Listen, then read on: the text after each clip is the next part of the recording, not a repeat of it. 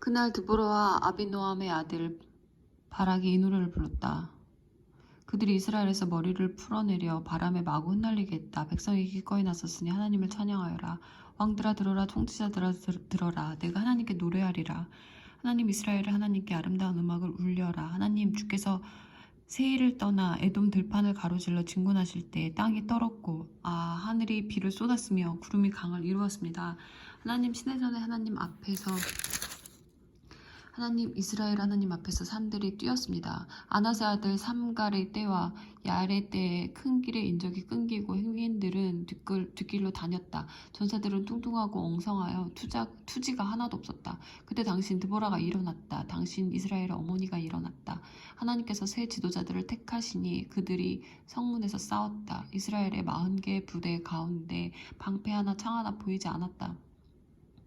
이스라엘아 기운을 내어라. 백성과 함께 기꺼이 나와서 하나님을 찬양하여라. 편하게 담요 위에 앉아서 귀한 나귀를 타고 가는 너희들아, 길을 가는 너희들아, 깊이 생각하고 주의를 기울여라. 성읍 우물가에 모여서 그들의 노랫소리를 들어라. 하나님의 승리 곧 이스라엘의 이루신 승리의 이야기를 노래하는 소리를 들어라. 그때 하나님의 백성이 성문으로 내려갔다. 깨어라 깨어라 드보라야, 깨어라 깨어서 노래를 불러라. 일어나라 바라가, 포로들을 데려가라. 아비노함의 아들아, 그때 남은 자들이 내려가 용감한 자들을 맞이했다. 하나님의 백성이 강한 자들과 합류했다. 에브라임의 지휘관들이 골짜기로 왔고 너희 뒤로는 베냐민이 너희 군대와 함께 왔다.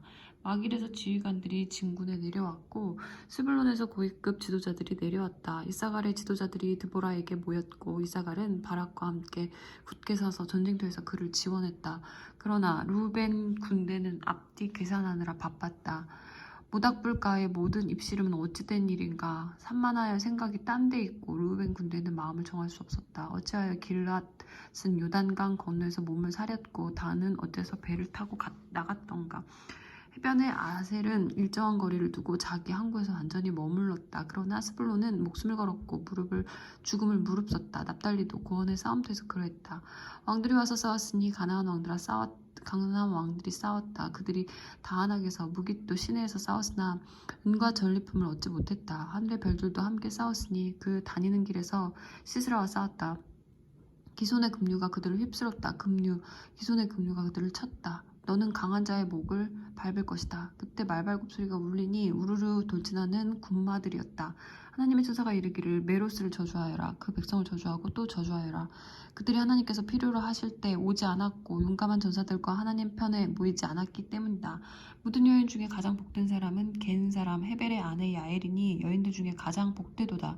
시스라가 물을 달라 할 때 야엘은 우유를 내오되 멋들어진 대접에 크림을 담아서 주었다. 그녀는 왼손에 말뚝을 들고 오른손으로 망치를 잡았다.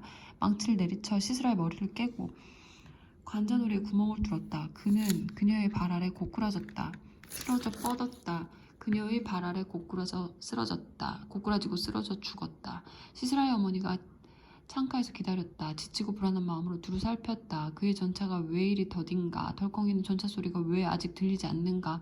가장 지혜로운 수녀가 침착한 말로 대답하여 안심시키기를 그들이 약탈하느라 전리품을 나누느라 바쁘지 않을까요? 각 사람마다 처녀 하나씩 어쩌면 둘씩 차지하고 시스라는 화사한 비단 웃옷 멋진 고급 비단 웃옷을 걸치고 있겠지요. 또 울긋불긋한 목도리로 어쩌면 목도리 2개로 약탈자들의 목을 치장하겠지요. 하나님의 원수들은 이처럼 모두 망하게 하시고 하나님을 사랑하는 자들은 구름 없는 해 같게 하십시오. 그 땅이 40년 동안 평온했다. 이스라엘 백성이 또다시 하나님 보시기에 악을 행했다. 그래서 하나님께서는 그들을 7년 동안 미디안의 지배 아래 두셨다. 미디안이 이스라엘을 압제하니 이스라엘 백성은 미디안 때문에 산속의 은신처로 동굴과 요새를 마련했다. 이스라엘 곡식을 심어놓으면 미디안과 아말렉 같은 동쪽 사람들이 침략하여 이스라엘의 밭에 진을 치고는 멀리 가사에 이르기까지 작물을 망쳐놓았다. 그들은 이스라엘이 먹고 살 것을 하나도 남겨두지 않았고 양이나 소나 낙이 한 마리도 남겨두지 않았다. 마치 메뚜기 떼가 쳐들어오듯이 그들은 자기네 소떼와 장막을 가지고 들어와 그 땅을 차지해버렸다. 게다가 그들의 낙타는 수를 세할 수조차 없었다. 그들은 진격해 들어와서 그 땅을 폐허로 만들었다. 미디안 때문에 가난해질 대로 가난해진 이스라엘 백성은 하나님께 도와달라고 부르짖었다. 한 번은 이스라엘 백성이 미디안 때문에 하나님께 부르짖었더니 하나님께서 그들에게 한 예언자를 보내셔서 이런 말씀을 주셨다. 하나님 이스라엘 하나님의 말씀이다. 내가 너희를 이집트에서 구해내고 종살이에서 해방시켰다. 나는 너희를 이집트의 폭정에서 구하고 또 모든 압제자의 손에서 구해냈다. 내가 그들을 너희 앞에서 쫓아내고 그들의 땅을 너희에게 주었다. 나는 하나님 너의 하나님이다. 너희가 살고 있는 이 땅 아모리 사람의 신들을 조금도 두려워하지 마라 하고 말했다. 그러나 너희는 내 말을 듣지 않았다. 하루는 하나님의 천사가 와서 아비에셀 사람 요아스에게 속한 오브라의 상수리나무 아래에 앉았다. 요아스의 아들 기돈이 미디안 사람의 눈에 띄지 않도록 포도주 틀에서 밀을 타작하고 있었다. 하나님의 천사가 그에게 나타나서 말했다. 강한 용사여, 하나님께서 너와 함께 하신다. 기돈이 대답했다. 저와 함께 하신다고요? 하나님께서 우리와 함께 계신다면 어째서 우리에게 이 모든 일이 일어났습니까?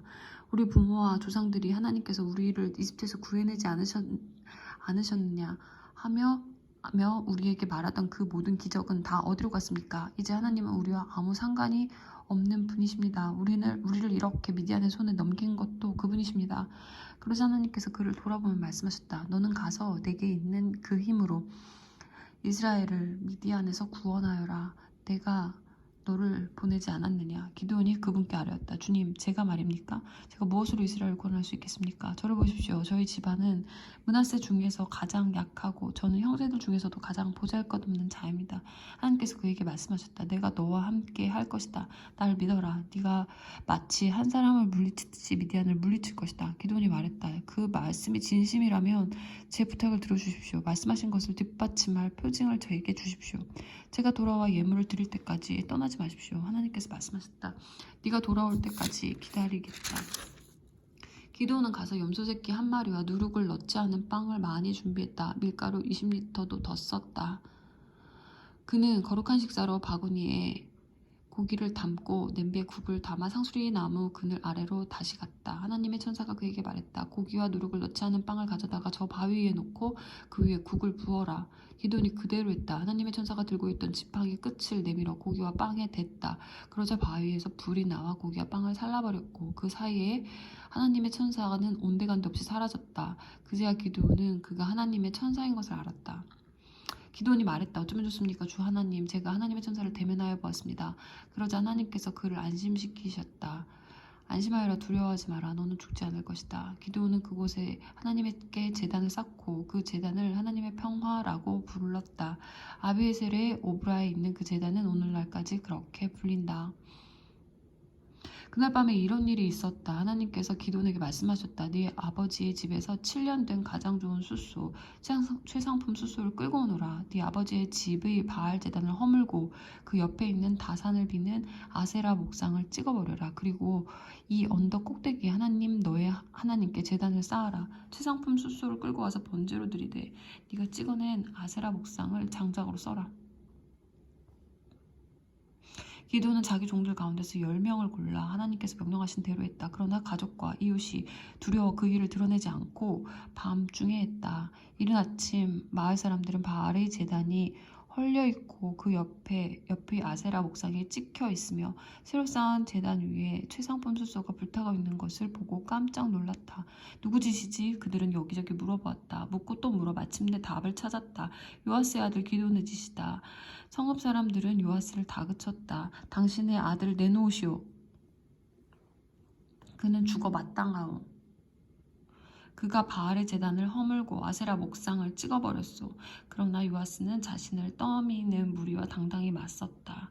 당신들이 바알을 위해 바알의 싸움을 하려는 거요? 당신들이 바알을 구원하겠다는 거요? 누구든지 바알 편에 서는 사람은 내일 아침까지 죽고 말 것이요. 바알이 정말 신이라면 그가 스스로 싸우고 자기 제단도 스스로 지키게 두시오.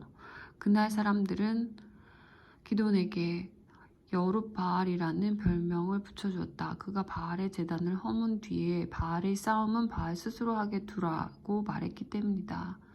미디안 사람과 아말렉 사람이 모두 모여 강을 건너와서 이스르엘 골짜기에 진을 쳤다. 하나님의 영이 기드온 위에 임하셨다. 그가 순양 뿔라파를 불자 아비에셀 사람들이 나와서 즉시 그를 따랐다. 기드온은 므낫세 전역으로 전령들을 급파하여 그들을 전쟁에 소집했고 아셀과 스불론과 납달리의 또 전령들을 보내니 그들이 모두 왔다. 기돈이 하나님께 아뢰었다. 참으로 주께서 말씀하신 대로 저를 사용하여 이스라엘을 구원하실 것이라면 보십시오. 제가 양털 한 뭉치를 타작마당에 놓아두겠습니다. 이슬이 양털에만 내리고 마당은 말라 있으면 주께서 말씀하신 대로 저를 사용하여 이스라엘을 구원하실 줄로 알겠습니다.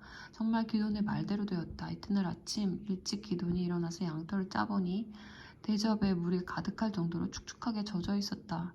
기돈이 다시 하나님께 아뢰었다. 제게 노하지 마십시오. 하나만 더 아뢰겠습니다. 양털로 한 번만 더 시험해 보고 싶습니다. 이번에는 양털만 말라있고 땅은 이슬로 흠뻑 젖게 해주십시오. 그날 밤에 하나님께서 그대로 해주셨다. 양털만 말라있고 땅은 이슬로 젖어 있었다.